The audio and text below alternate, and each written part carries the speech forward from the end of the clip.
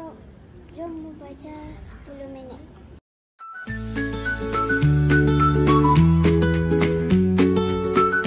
Nama sekolah turut berada di sini.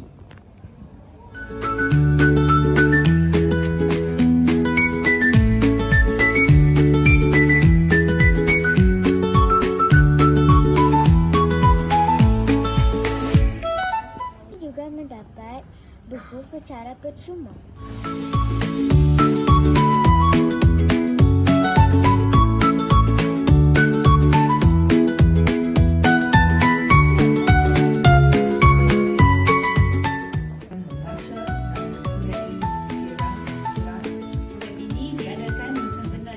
Tepat 11 pagi, kami membaca serentak selama 10 minit.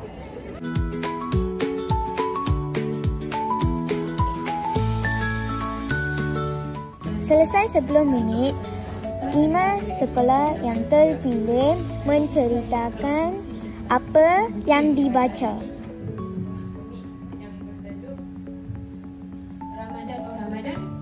Buku ini menceritakan tentang tips-tips Ramadan seperti nama saya Gandro, name Elsa, luas. Pada hari ini saya akan membicarakan sebuah buku yang berjudul 7 Perangai. Buku ini mengisahkan seorang hadis. Pelbagai pameran juga diada di sini. Jom tengok.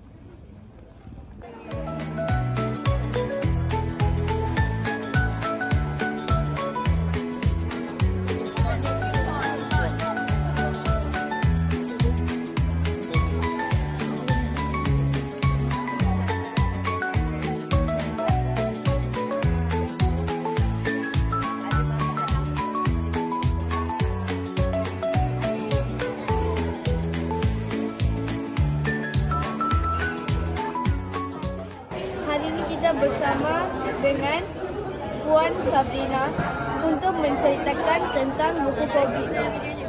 Okey, Assalamualaikum dan selamat pagi semua. Hari ini adik-adik saya akan terangkan tentang fungsi buku Kobrit. Kobrit ni adalah kolaborasi di antara collage, braille dan juga teks ya. Di mana buku ini adalah buku pertama ya di Malaysia. Tak ada lagi perpustakaan yang buat bahan tersebut. Jadi kita akan gabungkan teks bersama dengan tulisan braille yang ada kat sini dan juga collage.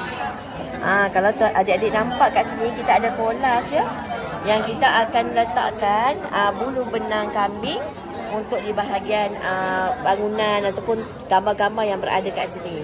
Jadi ibu bapa boleh membaca bersama dengan anak-anak walaupun dia tidak mengalami sebarang kelainan upaya, tetapi kita kongsikan bersama. Jadi siapa-siapa pun boleh baca. Jadi saya menggalakkanlah tuan-tuan dan puan adik-adik semua untuk hadir ke Badan Persatuan Pemenang untuk membaca buku ni. Okey? Jom kita ada banyak lagi koleksi. Mai kat sini. Okey? Itu saja. Terima kasih.